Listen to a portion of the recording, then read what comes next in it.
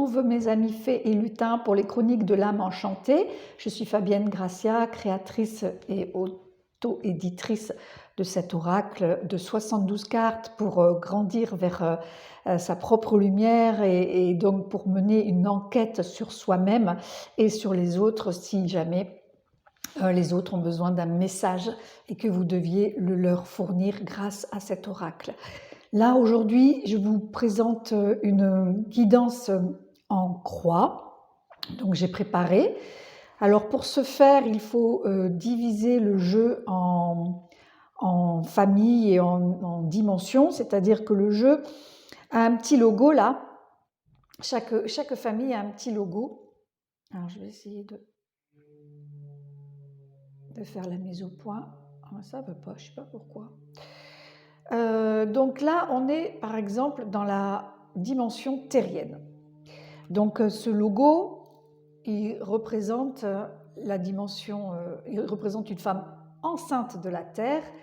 Par exemple, ici, on est avec le logo de l'eau, donc on est dans la partie émotionnelle. Là, on a le logo du feu. D'accord ? Et en haut, on a le logo du céleste, du ciel, avec l'aile, vous voyez, une aile arc-en-ciel. Et donc c'est assez simple, on sépare le jeu grâce au logo, d'accord ? On sépare les éléments entre eux grâce au logo, et on dispose ainsi l'oracle, c'est-à-dire que dans l'élément terre, on a deux familles. Pour ce logo, on a deux familles. On a la famille des héros, d'accord ? Et on a la famille des cadeaux de la terre. Donc ces deux familles, on les divise, on les sépare. Et au milieu, on pose, bien sûr, les cartes de la famille du héros, puisqu'on est au centre de notre vie, au centre de cette guidance. Donc c'est cette carte, enfin la carte qui sortira de cette famille, nous représentera dans ce tirage en croix. Nous aurons ensuite la famille des cadeaux de la terre, et donc qui ont tout un nom de potions, je vous le rappelle, et du coup, nous pourrons savoir ce dont le héros qui nous symbolise a besoin, avec quelle potion il aura besoin pour son corps et pour son émotionnel. À gauche, ça sera très simple. On aura toutes les cartes qui ont le logo de l'eau, le logo bleu, que ce soit la famille des amis ennemis ou la famille des dons.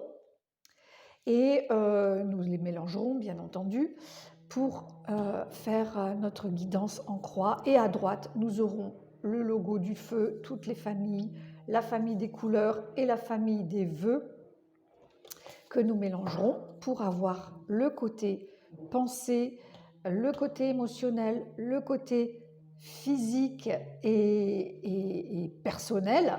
Et tout en haut, nos trois familles qui appartiennent à la dimension de l'air, donc la famille des cadeaux du ciel, la famille de la divine attitude et la famille des baguettes magiques.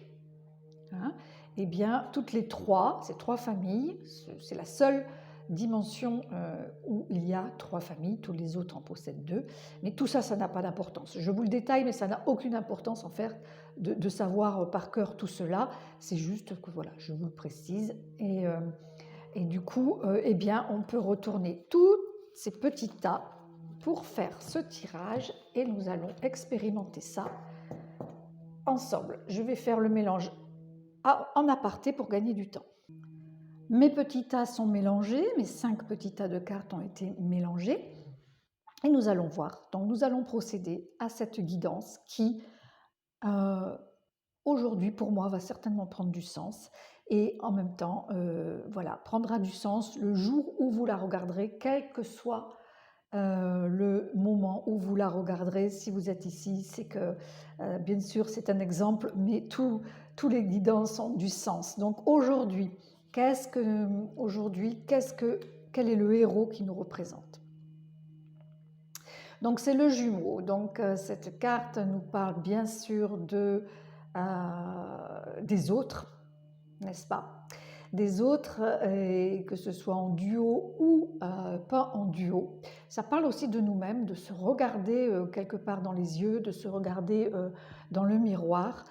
et de faire une introspection. Ça parle du couple et ça parle de notre relation avec tous les autres et avec qui nous sommes connectés avec le cœur et avec le mental et bien sûr le spirituel et le physique, puisque ces deux jumeaux, ces deux personnages sont front contre front. Alors, de quoi avons-nous besoin dans notre relation à l'autre? C'est ça la question. De potions de jouvence. Donc, nous avons besoin de régénérer notre relation à l'autre, d'y mettre peut-être plus de gaieté, plus de rire, plus de joie, et de vraiment s'apporter du bien-être, hein, puisqu'avec cette carte de jouvence, on est sur une cascade d'eau qui tombe dans une baignoire, qui a une Edelweiss tout en haut de la falaise, du bambou, donc une spirale d'énergie aussi qui monte et qui nous signifie de prendre soin de nous-mêmes, mais prendre soin de l'autre. Voilà ce que vraiment je vois avec cette seconde carte en bas. À gauche, qu'est-ce que ça nous dit? On est dans l'émotionnel. Eh bien, on nous dit de communiquer, de mettre en avant la communication avec l'autre. Voilà. Et c'est simple. Voilà.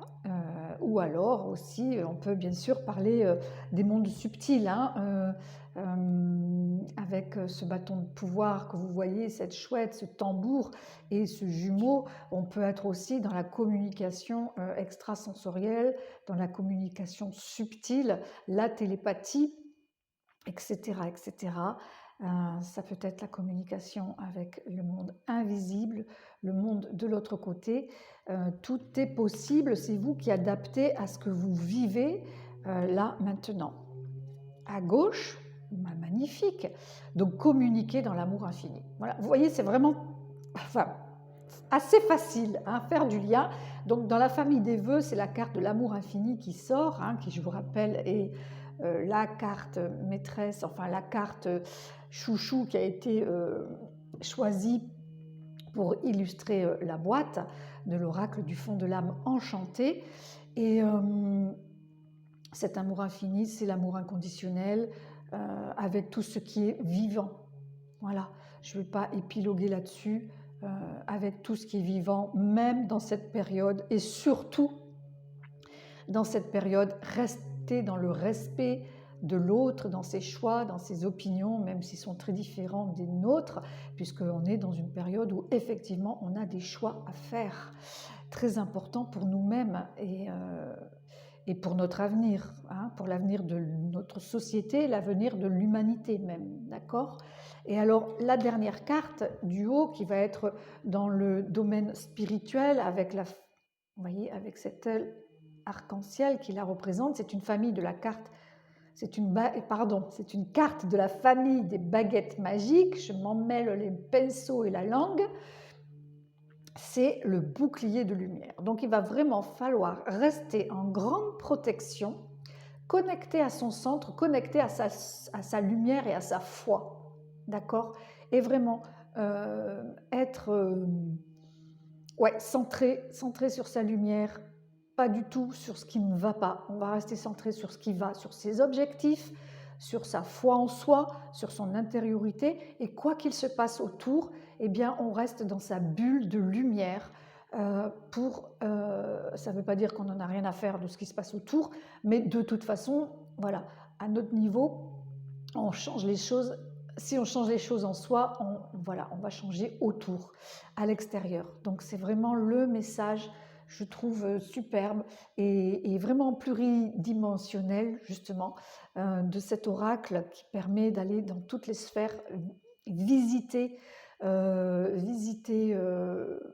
l'ombre, la lumière, visiter toutes les parties de nous-mêmes pour ensuite vraiment faire le puzzle, la cohésion, la cohérence entre tous ces messages.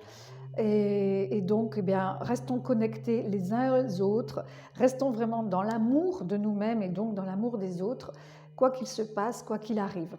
Voilà, c'est un message universel que nous connaissons depuis très très très très longtemps et aujourd'hui on nous demande de passer à l'acte. Voilà, donc sortez votre cœur, mettez-le en avant, connectez à votre intuition. Je vous embrasse.